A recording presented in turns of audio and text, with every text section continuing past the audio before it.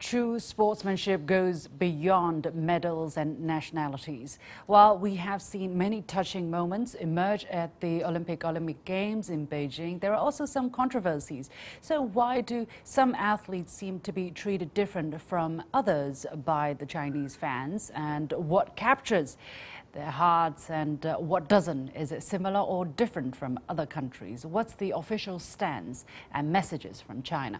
I'm pleased to be joined by Sarah Jensen, an influencer on China-US relations from Vancouver, and later from Tel Aviv, Israel, by Professor Zhang Gong, Vice President of the University of International Business and Economics, Israel. So, Sarah, welcome to The Point. Let me start with you. Yes, we start with this star, an icon by the name of Yusuru Hanyu. He's a two-time Olympic gold medalist, and he is the heartthrob of millions of Chinese fans. In fact, Chinese Foreign Ministry spokesperson Hua Chunying had earlier tweeted in Japanese that Hanyu fans in Japan could rest easy during Beijing 2022. His Chinese fans would shoulder the responsibility of rooting for him. This was before the game, while China let the world know that there were not going to be on-site spectators, especially from outside China. And then when Hanyu finished fourth in free skating, Hua tweeted again on February the 11th saying, "Do your best, go beyond yourself and aim for better self." Yusuru Hanyu is loved by many Chinese because he practices in the spirit of the Olympics. How do you interpret these messages from the Chinese Ministry of Foreign Affairs to this Japanese athlete?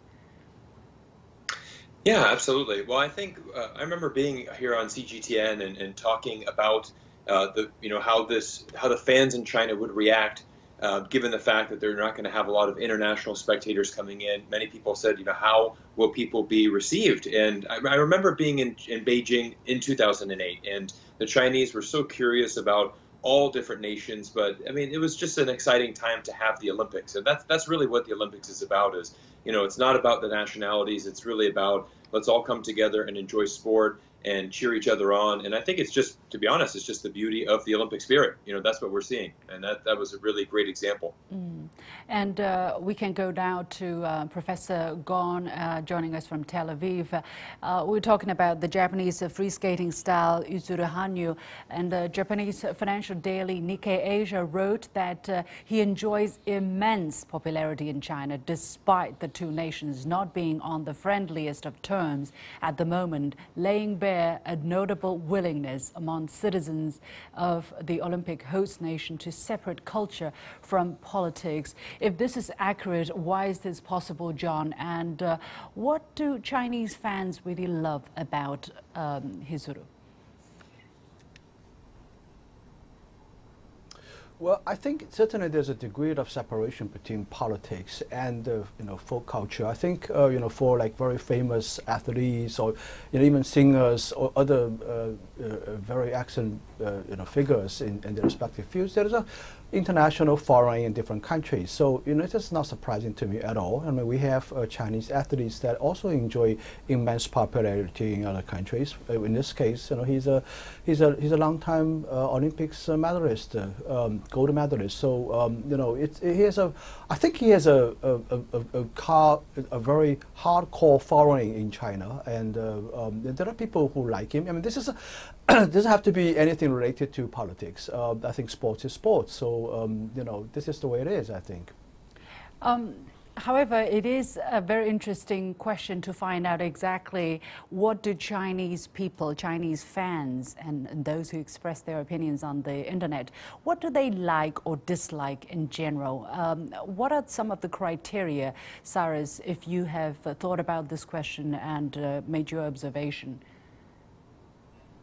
I think Chinese fans really are attracted to a good personality, is what I've seen. And so I think, for example, I remember watching the skiing competition the other day, and one of the girls that had come down the slope, she had when she was waiting for her test result, for the result to come on, she put her hands in her pocket and she pulled out a steamed bun that she had kept from breakfast. And I know that, and she's just like, oh great, I'm going to go ahead and eat that. And a lot of Chinese fans kind of thought that was just fun.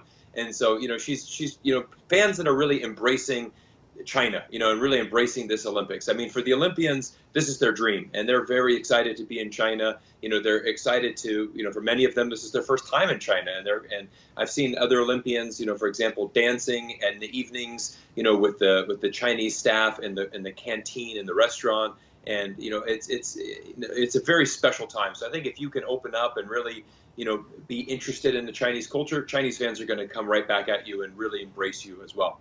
Basically having a due degree of respect, I guess, for the Chinese host, for the fact that China has put up a lot of efforts in hosting these games. But there is particular stars which are attracting more attention than others. For instance, John, I'm going to ask you about Shaun White, the American snowboarder and 3 times Olympic gold medalist. He actually won a standing ovation almost from the Chinese audiences for his performance, his last as an Olympian. Why do you think the Chinese people really rooted for him, despite what he may have reportedly sent as political messages? Well, I guess first of all, the audience, his followers, her followers in China probably are not much exposed to what she said about the political side of things. But I think as an excellent athlete, quite famous athlete in this field, she again, I think is a. We're talking about Shaun White. Hardcore following. We're talking about the U.S. snowboarder Shaun White. Oh, okay. Yeah.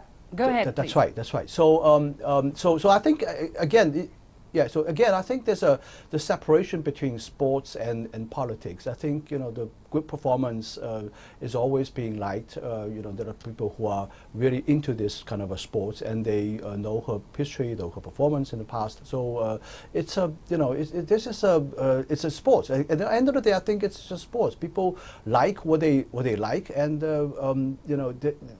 really not so much about politics, in my view, and shouldn't be in this view. Yeah, it should be this way, actually. And again, another U.S. snowboarder, Tessa Mood, posted many videos about her experience at the Olympic Games. For instance, she talked about the warm welcome she received, and she posted videos about her gratitude as well to the Chinese people, and it even prompted a reaction from the Chinese Ministry of Foreign Affairs spokesperson Zheng Lijian, who said many stories like this have really passed on warmth, friendship and solidarity. Cyrus, what is your take of the kind of official position and messages that China, through the Ministry of Foreign Affairs, through its spokespersons, that China is trying to send to the world and also to its own population, because these messages are also followed widely domestically? Yeah, absolutely. Well, I think the Chinese are very proud of having the Olympics back in China. Obviously, we know Beijing, first city in the world to have both the summer and winter. And I think these messages from the Foreign Ministry, they really want to convey what a lot of the athletes are experiencing. I'll give you an example. Yesterday on Twitter, I saw there was a post that this media had talked about, the food in the canteen was actually very poor quality. He didn't like it at all. But at the same time, Shaun White, the snowboarder you just mentioned, made a viral TikTok video, and he's like, wow, I can't tell you, the food here is fantastic. And he just went through every dish that he was ordering, and he's like, the quality's great. I love Asian food. I love this. I'm so happy to be here. And as a snowboarder, I'm eating a ton of food every day. And so it was quite interesting, to see that. So, and again, just to kind of follow up on the Shaun White question you said earlier, I think a lot of Chinese fans really do love him because he's the GOAT, which we call is the greatest of all time, and people are going to respect him. He was not expected to medal, and he came very close, and he really gave everything on that last run, and he let it all out. He fell on the last run, but he went for the hard trick, which fans will appreciate that. Right. And he was crying, and I mean, he has been on an incredible journey. And I think when you go and you really expose and you show your real feelings, Chinese fans are going to pick up on that. There are, however, irrational or even hate speeches on the Chinese social media, and we can see these because it's open to everybody, especially in the Chinese language as well. Sometimes you do see very harsh criticism based on very irrational reasons. But do these narrative, do these rhetoric represent the general opinion of the Chinese people? And do you feel that the Chinese public administration, be it the public television or the Chinese government, encouraging these hate speeches or trying to, rein it in and say, be rational, be tolerant. What is your take, Cyrus?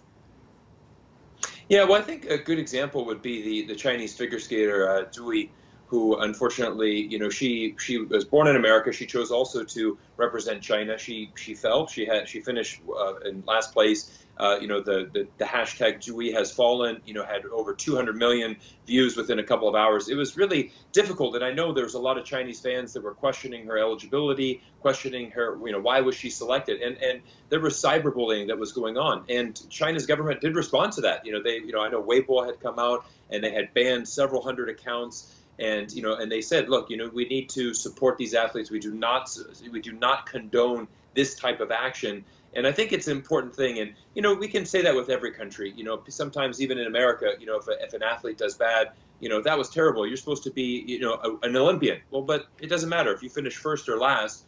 You are representing your country, and that is what the Olympics is all about. I mean, we even have, for example, Jamaica just had a skier, first alpine skier in its history. And he finished 54 out of 54, but he made it down the mountain, which is very difficult to do. There was 30-something athletes that did not make it down the mountain. They eventually did not finish. Right. So for him to get down in last place was amazing.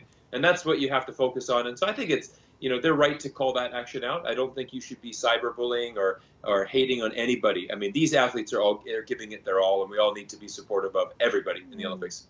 This is exactly the kind of messages that the Chinese, my Chinese colleague for the Chinese channels of the China Media Group has actually been sending through their interviews to the general public, that we not just have to encourage winners such as Gu Ailing, but also people who have fallen, such as Zhu. But finally, there has been some criticism, including from the national television, but without naming names, to certain behavior by certain athletes from some country, especially when they win, but they seem to have not be happy with the result, and they do something to show their opinion, to make their opinion public. So there was some kind of criticism. How do you look at these kind of criticism? Is it because of the background, because of political differences between countries, or against certain behavior per se? I think it comes down. I think it's a mix of both, to be honest. I think that sometimes we do unfortunately see politics be involved in sport, and we really want to come down. And the Olympics is meant to be an apolitical event. We want to celebrate countries and athletes coming together. In an ideal world, that would be perfect. Sometimes I feel that we take that route where we try to mix the both together, or maybe we try to blame a performance. So I think, to be honest, it's a little bit of both, I would say. John, finally, let me give this question to you. How do you look at the picture of the efforts or the phenomenon that we're seeing, the mixture of politics, of culture, nationality, and patriotic feeling and ultra-nationalist feelings? How do you look at that? Is it black and white in China, or is it a varying degree of different shades of gray? Yeah, well, I mean, I think there are, there are real fans out there who like the sports, who enjoy the sports, who have, followed up with their idols. But there are also, the people out there who treat sports as sort of a national symbol. They really cheer for the gold medals, won by China, even though there might be other, as we have discussed, sports figures that have naturalized citizens of China, but I think that's okay. I mean, always people out there like this. I think I think from the Chinese government's perspective, we should probably suppress this kind of a sort of politicization of sports too much. Thank you so much, John Gong and Cyrus Jensen.